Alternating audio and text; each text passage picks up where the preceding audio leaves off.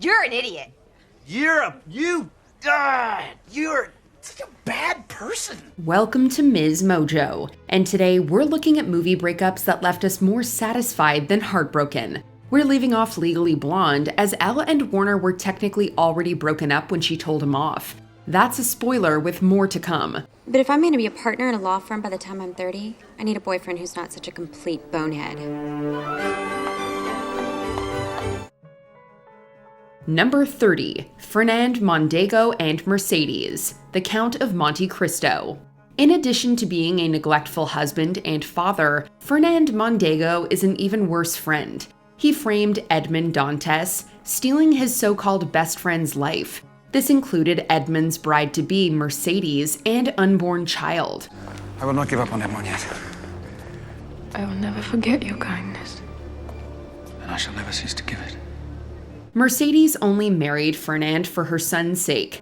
When Edmond resurfaces as the Count of Monte Cristo, he strips Fernand of everything. Now go and find my son. He's not your son. I beg your pardon? Albert Mondego was the son of Edmond Dantes. Not only does Fernand lose his fortune, but Mercedes reveals that Edmond is truly the father of her son. Fernand sends Mercedes a look of disdain and defeat, fighting to hide his disappointment. Despite going to great lengths to take Mercedes away from Edmond, Fernand says that she only occasionally pleased him. That's still more pleasure than Mercedes ever got out of their relationship.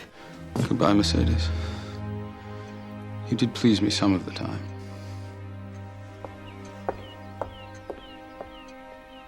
You never pleased me. Number 29, Reuben Pfeffer and Lisa Kramer, Along Came Polly. There's a right and wrong kind of spontaneity. Polly's impulsive personality encourages Reuben to take the risks required for him to find true happiness. Lisa, meanwhile, surprises Reuben by sleeping with a scuba diving instructor on their honeymoon. This is not what it looked like.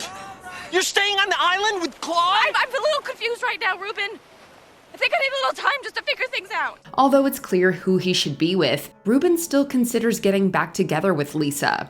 Reuben eventually comes to his senses, realizing that the most familiar choice isn't necessarily the healthiest one. Lisa is so tone-deaf that she questions Reuben's rejection of her. Reuben rightfully tells her off, saying what we've been yelling at the screen. I mean, what kind of cold, heartless bitch would do that to someone they love? I'd have to be an idiot to get back together with you after that. Oh, and by the way, I destroyed all your little throw pillows.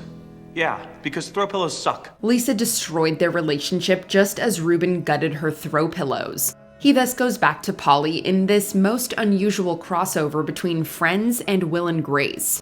I don't want you to go away, Polly. I'm not gonna marry you, Reuben. I don't want to get married. I just want to take you to dinner. Number 28, Emily Myers and Luke Edmonds, Fair Play. Initially, Emily and Luke look like a cute couple. After Emily is promoted over him, though, Luke shows his true colors. He sabotages his career, trying to drag Emily down with him. But we both can't keep working here. It's killing us. Okay, if it bothers you this much, you can leave. Are you serious? I'm the one with something to lose. And I'm not. Cutting your losses isn't the same as giving up. This is our only way out now, Luke. There are other firms that you can try and go to. I don't give a shit about other firms. I want this firm. While Emily salvages her job, Luke leaves her with physical and emotional bruises. Luke thinks he can casually end their relationship, acting as if he were just as much a victim. Emily won't let Luke leave until he takes accountability for jeopardizing her reputation and sexually assaulting her, prying out an apology with a knife. Say, I'm sorry, I hurt you. I'm sorry I hurt you. Although Luke genuinely seems remorseful of his reprehensible actions, he's beyond forgiveness. The story began with Emily's blood on the floor, but it ends with her telling Luke to clean up his, leaving things with a mic drop. Now wipe the blood off my floor and get out. Number 27, Dani and Christian, Midsommar. Midsommar is a breakup movie unlike any other. Christian was prepared to end things with Dani until her entire family tragically died. Although Christian stays with Dani out of obligation, that doesn't mean he's there for her.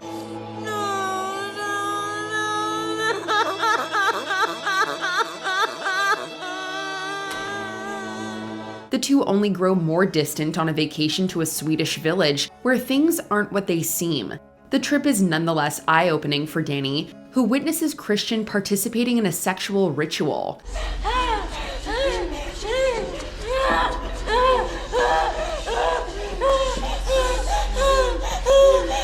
Others might be pulling the strings, but when they bring out the couple's innermost desires, Christian wants to see other people. Dani wants companionship, which she won't find with Christian. As the newly crowned May Queen, Dani is allowed to save Christian from a human sacrifice. Instead, she lets the remnants of their relationship burn.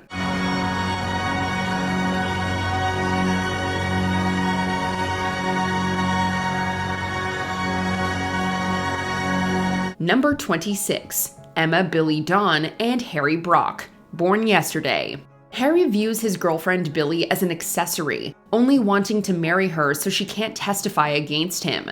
Although she may seem like a stereotypical dumb blonde, Billie's tutor Paul helps her to realize that she's smarter than Harry gave her credit. The brutish Harry thinks he holds all the power of the relationship. I picked you up out of the gutter, I can throw you back there. You never had a decent meal until you met me. Yeah, but I had it happen with you. You eat terrible. You got no manners. Taking your shoes off all the time, that's another thing. And picking your teeth. You're just not couth. Yet Billie not only comes into possession of Harry's assets, but also collects some damning evidence against him with Paul's assistance. Only you gotta behave. Because if you don't, I could let go on everything. For what you've done, even since I known you only. I bet you could be put in jail for about 900 years. Billie agrees to gradually give Harry his property back on two conditions: that he grant Billie her freedom and he stay out of trouble. Harry might not see the inside of a jail cell, but for the first time, Billie has backed him into a corner. Go ahead and go with him, but you don't stand a chance. If I ever seen anybody outsmart themselves, it's you. Goodbye, all. And you. Me? Yeah, you're fired. Sorry, Harry, I enjoyed working for you. Number 25. Captain Von Trapp and Baroness Elsa von Schrader, The Sound of Music. As Maria brings music back into the Von Trapp household, she awakens something the captain hasn't experienced since his wife passed. Fräulein, did I not tell you that bedtime is to be strictly observed in this house? Well, the children were upset by the storm, so I thought that if I... You did, sir. And do you or do you not have difficulty remembering such simple instructions? Although the two resist declaring their feelings out loud, the Baroness can tell from how the captain looks at Maria. It's easy to loathe the Baroness as she attempts to keep the captain and Maria apart. In the end, though, you empathize with her as the captain comes clean. Deep down, the Baroness knew they weren't meant to be. It wasn't until he said the words that the Baroness could be honest with herself. You and I have been dishonest to both of us. And utterly unfair to you. That doesn't mean the Baroness isn't heartbroken, keeping a straight face while holding back tears. Regardless, she ultimately wants what's best for the captain, pointing him in the right direction. And somewhere out there is a young lady who I think will never be a nun.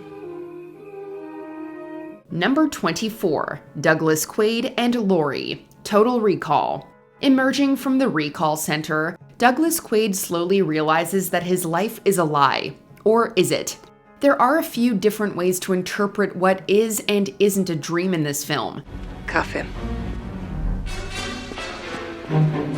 Either way, Quaid finds himself being hunted by his wife Laurie, who reveals that their marriage was among the false memories implanted in him. That doesn't stop Laurie from playing the marriage card when Quaid holds her at gunpoint. Before Laurie can retaliate, Quaid initiates the divorce proceedings, effectively terminating the marriage. Their marriage might have been based on a lie, but from Quaid's perspective, the two were still technically in a relationship. So this technically counts as a breakup, and a highly satisfying one at that. Consider that a divorce. Number 23. Barbara and Oliver Rose, The War of the Roses. Barbara and Oliver loved each other once, but over the years, the rose petals all fell, leaving nothing but thorns. When I see you asleep, when I look at you lately, I just want to smash your face in. While they agree to divorce, neither is willing to part with their dream home. The once shimmering mansion comes to resemble what their marriage has become, a war zone. As they say, there are no winners in war, only losers. As Oliver and Barbara dangle from a chandelier, it's evident that these bitter people deserve each other. I always loved you. I know. And through all this, you loved me too, didn't you? That doesn't mean they can live together, but they die side by side as the chandelier crashes down.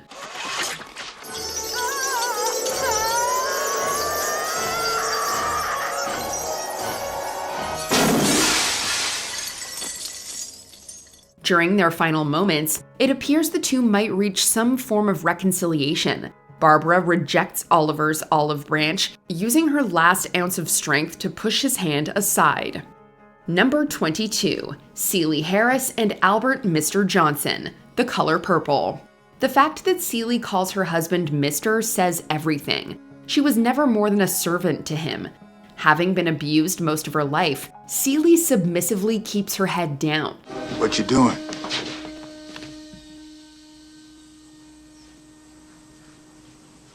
Nothing. Don't look like that to me. Through her friendships with other women, especially Shug Avery, Celie finds the strength to finally leave Mr. He isn't willing to let her go without a fight, but to Mr.'s surprise, Celie is ready to fight back. Celie, no! I promise you. Until you do right by me, everything you think about is gonna crumble. Don't do it, Miss Celie. Don't trade places with what I've been through. Celie has others in her corner, not just Shug, but also Squeak, who's inspired by Celie's words to leave Mr.'s son, Harpo. Celie resists the temptation to inflict the same physical pain that her husband has caused her, although she doesn't let him off easily, cursing Mr. until he atones. Till you do right by me, everything you even think about gonna fail. Number 21, Tina and Ike Turner, What's Love Got to Do with It? After an especially violent encounter, Tina Turner takes the first steps towards reclaiming her voice, leaving Ike in the middle of the night.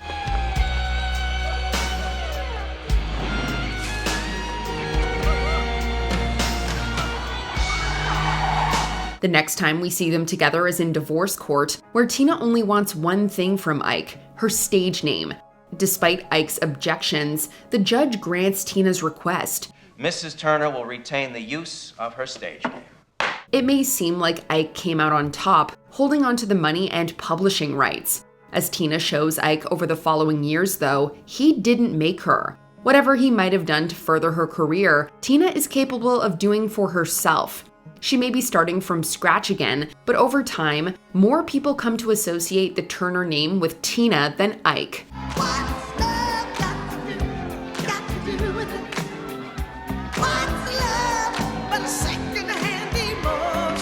Number 20, Sarah Marshall and Aldous Snow, Forgetting Sarah Marshall. Given that the movie starts with Sarah Marshall initiating one of the most awkward breakups in movie history, it's hard to feel bad when she gets dumped by her new boyfriend, Aldous Snow, later on. I've made a mistake coming here with you.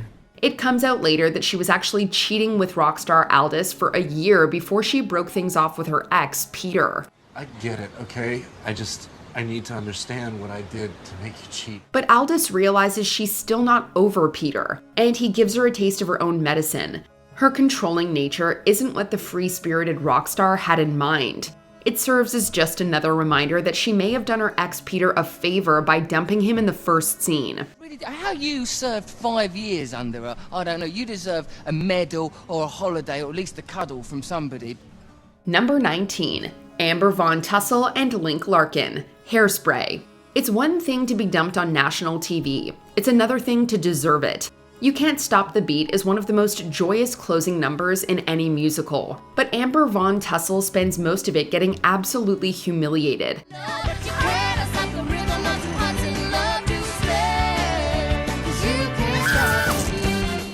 From being her racist mother's accomplice to body-shaming Tracy Turnblad every chance she gets, she's spent the whole movie being the nastiest kid in town. She finally gets her comeuppance. To announce that Amber Von Tussle is about to get outdanced. Tracy Turnblad! Her reluctant boyfriend, pretty boy Link Larkin, basically dumps her on air when he chooses to join Tracy in a dance. He doesn't even dignify their breakup with a speech.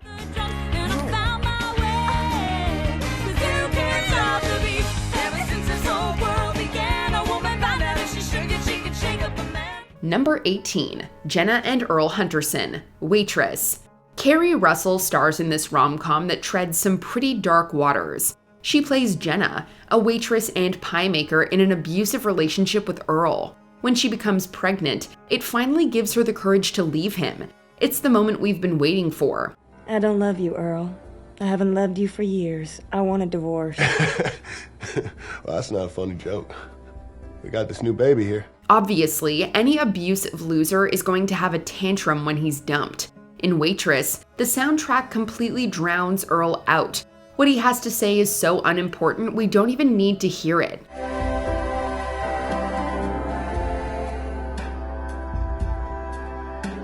He's carried out, kicking and screaming like an infant, while Jenna gets her first precious moments with her new daughter. Lulu. That's your name. Number 17, Linda and Robbie Hart, The Wedding Singer. Adam Sandler plays Robbie, a wedding singer whose obsession with getting married led him to being left at the altar by the cold, immature Linda. She's probably got a makeup problem or her dress or something. I know her, she likes to look her best. It'll be okay.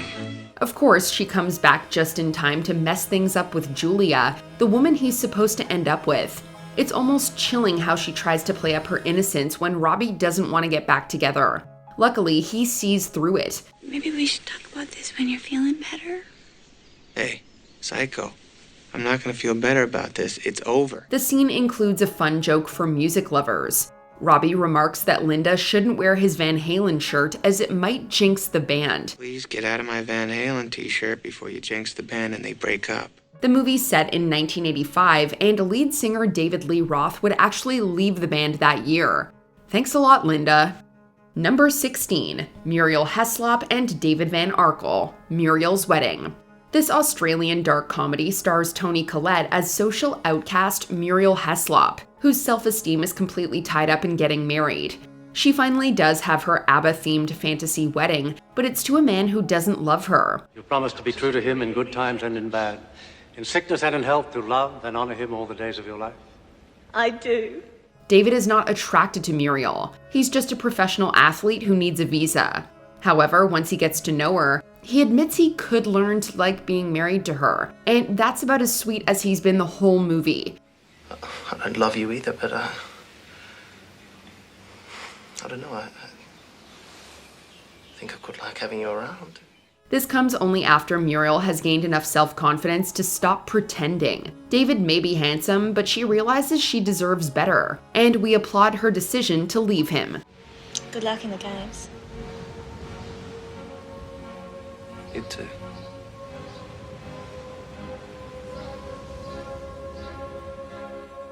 Number 15, Bernadine, Bernie, and John Harris, Waiting to Exhale. Bernadine Harris left her own dreams behind to be a full-time wife and mother, while her husband John became a successful businessman. I gotta pick up the babysitter, pick up my gown, stop and get John's tux. Ooh, I'd clone myself, but I wouldn't have time for the surgery. When he announces he's leaving her for a colleague, he sets their whole life on fire, so she decides to pay him back in kind. She furiously monologues to herself while she piles his clothes, expensive shoes, and every material thing he cares about into his car. I'm the only one who'll tolerate your smug ass. Yeah, I was your white woman for 11 years. Couldn't have started that damn company without me. Hell, I worked my ass off. Then she soaks it with lighter fluid and lights the match. It's an already epic scene of rage and revenge, but what makes it even more impactful is the powerhouse acting by the unmatchable Angela Bassett.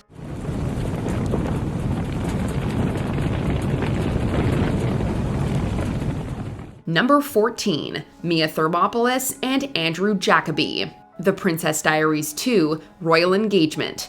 Though born a commoner, Princess Mia Thermopolis of Genovia has fully accepted her place as a royal. Now comes the time to secure the throne for the next generation. Her initial choice is Andrew, Duke of Kenilworth. Unfortunately, while Andrew is handsome, there's no spark between them. There's no spark. Me too. Really? Really. I mean, it was pleasurable. Very. But no fireworks. None. It doesn't help that she's in love with the handsome Nicholas. Oh. How did that feel? Wonderful. Andrew is the more politically advantageous marriage, so they mutually decide to buck up and get married anyway. They almost go through with the extravagant wedding, but rather than be unhappy, Mia freezes mid-walk down the aisle and flees. I'm going to need a minute or two. Maybe it's not the nicest way to leave someone, but it's hard to argue with the results. Number 13, Viola Hastings and Justin Drayton. She's the man. In this update of Shakespeare's Twelfth Night, Amanda Bynes plays a soccer player whose boyfriend Justin is a tool. When the girls' soccer team is disbanded, she tries to join her boyfriend's team, and he sides against her despite her talent at the sport. What do you think about it? I think the coach said it all. Yesterday you told me that I was better than half the guys on your team. He tries to assert dominance over his girlfriend in front of his buddies, and ends up getting a taste of his own medicine. End of discussion. Yeah, tell her, man. Fine. End of relationship. Oh! We love a breakup that comes with an epic comeback. From the jump, we know exactly what Viola is about. She's not going to make herself small for any man, even one she's dating. You are so full of... Back to practice. Number 12, Veronica Sawyer and Jason J.D. Dean. Heathers. At first, Veronica Sawyer's disillusionment with being popular makes Jason Dean's brooding soulfulness seem attractive. Come on, Veronica. Later. Definitely. But it turns out he's just a sociopath. That cool demeanor is really just the callousness of a cold-blooded predator. Chaos is great. Chaos is what killed the dinosaurs, darling. There are a lot of red flags here, but the moment that Veronica finally ends the relationship just makes you want to grab a celebratory slushie. The ultimatum she gives him is pretty brave, considering he's a literal murderer. But anyone who tells a guy not to mess with her while she's the one holding a firearm is our kind of heroine. And to think there was a time when I actually thought you were cool. Number 11, Annie McDougan Paradis and Aaron Paradis, The First Wives Club. Annie's been holding out hope that her handsome but emotionally stunted husband, from whom she is separated, will finally come back to his senses and come home. When he invites her out one night and they sleep together, she thinks he's finally ready. Then he drops the bomb on her. Annie, don't be childish. You know how you manipulate me. What? Not only does he want a divorce, but he's also in love with their shared therapist. Oh my God. Oh my God.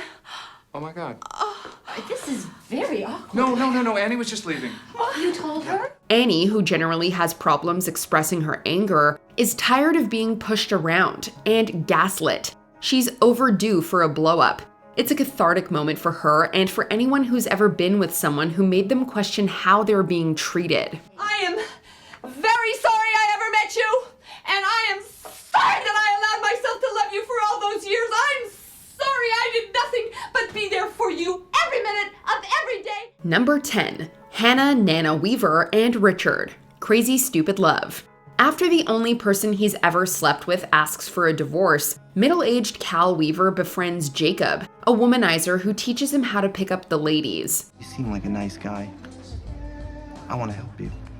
I'm going to help you rediscover your manhood. Emma Stone plays Hannah, Weaver's daughter and a recent law school grad that thinks her boyfriend is about to propose. Unfortunately, she couldn't be more wrong.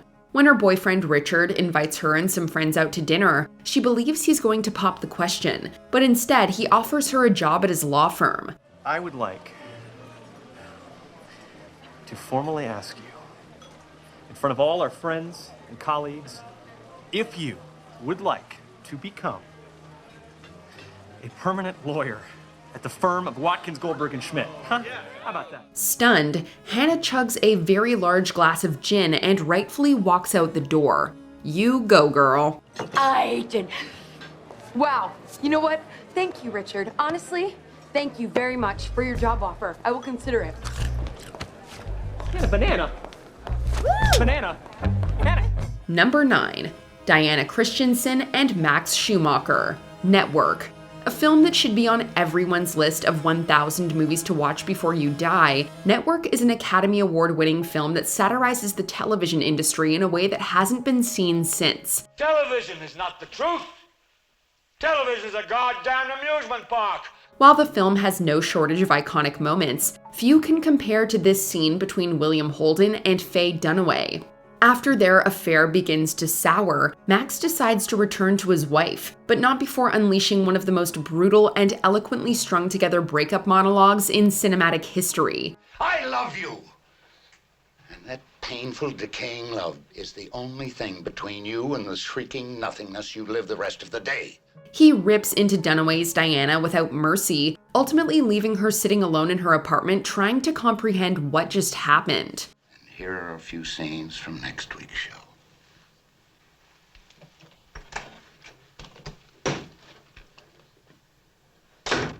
Number 8. Meredith Blake and Nicholas Nick Parker, The Parent Trap.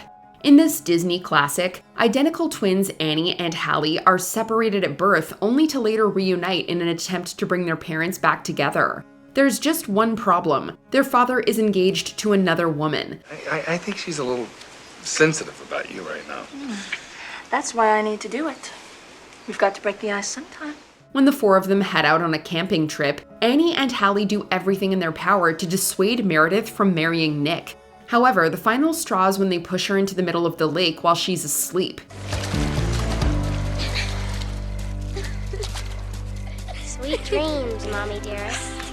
When a soaked Meredith runs to shore, she gives Nick an ultimatum, them or me. Let's just say that when you ask a father to choose between a woman and his kids, the latter will win every time. It's me or them.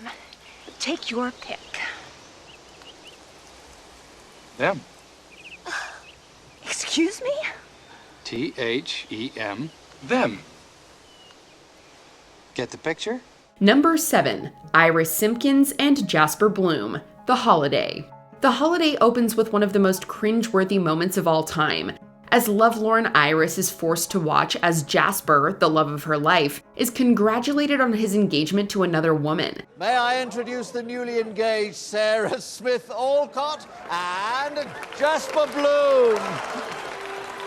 It doesn't get much better from there, as Jasper continues to treat her like a doormat for the rest of the film. However, after a newfound friend convinces her to unlock her inner courage, Iris is finally ready to tell Jasper it's over. And boy, does she ever give it to him. It's over. This twisted, toxic thing between us is finally finished. Kate Winslet knocks this scene out of the park, giving viewers a satisfying moment of revenge that's highlighted by slamming a door right in Jasper's face. Now, that's gumption. But I think what I've got is something slightly resembling gumption.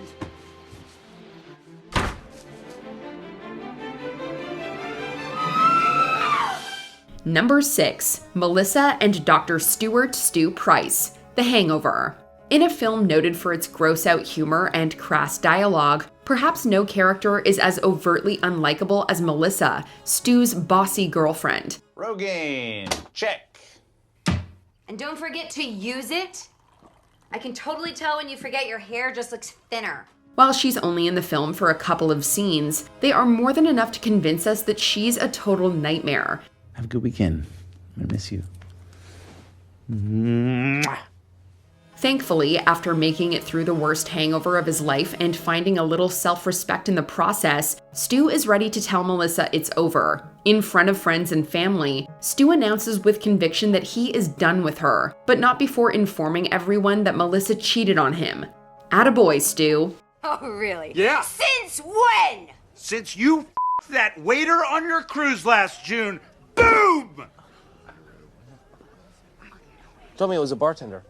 Oh, you're right. I stand corrected. It was a bartender. Number 5. Torrance Shipman and Aaron, Bring It On. Man, some on-screen boyfriends are almost too much to bear. Maybe You're just not Captain Material, and there's nothing wrong with that.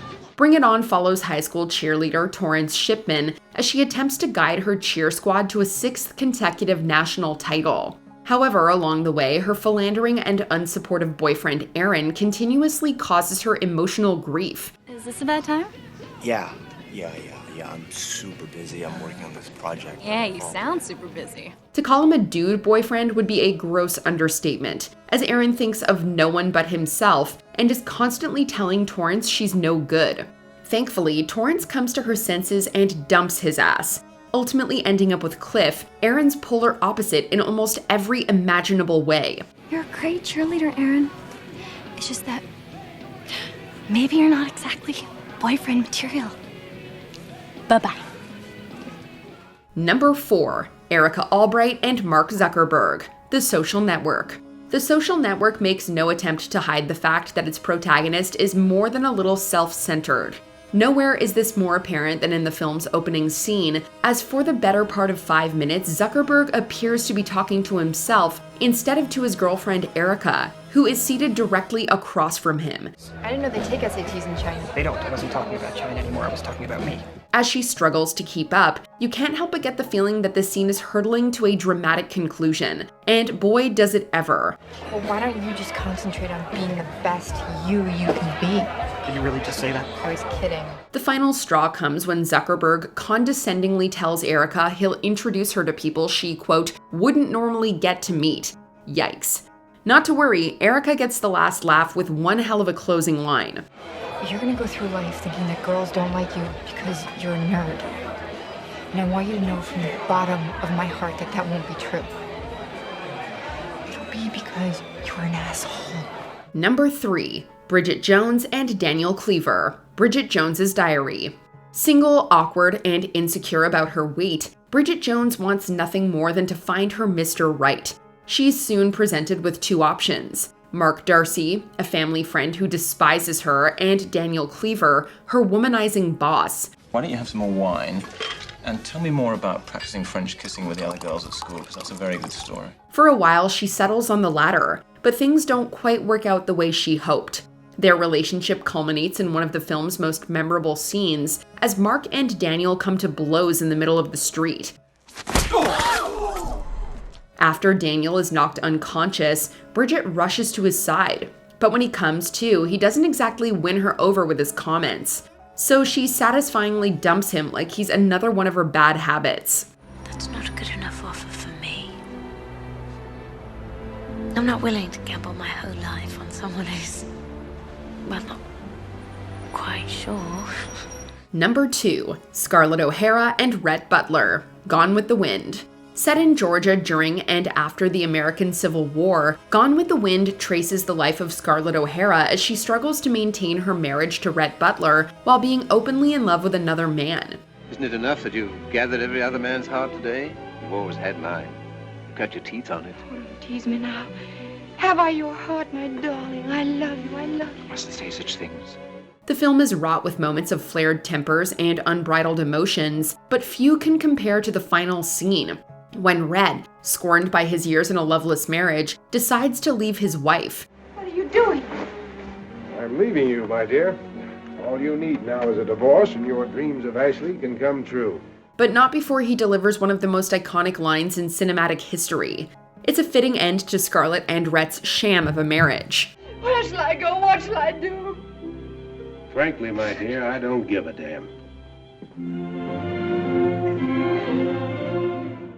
Before we continue, be sure to subscribe to our channel and ring the bell to get notified about our latest videos. You have the option to be notified for occasional videos or all of them. If you're on your phone, make sure you go into your settings and switch on notifications. Number 1. Rose DeWitt Bukater and Caledon Nathan Cal Hockley, Titanic. Cal Hockley is a pompous ass. There, we said it. It's amazing. You could almost pass for a gentleman. Almost. The man has little to no redeeming qualities, regularly talks down to people he considers beneath him, and only pays Rose any attention because she's a beautiful woman from a respectable family. So one can't help but let out a joyous cheer when Rose finally summons the courage to stand up to him in the film's third act. After he calls her a whore for attempting to reunite with Jack, Rose rightfully quips, "I'd rather be his whore than your wife." She follows that up by spitting directly in Cal's face, further cementing the fact that their relationship is over. Rose, please stop! Which movie couples are you glad broke up? Let us know in the comments. Rhett, please don't say that. I'm so sorry. I'm so sorry for everything. My darling, you're such a child.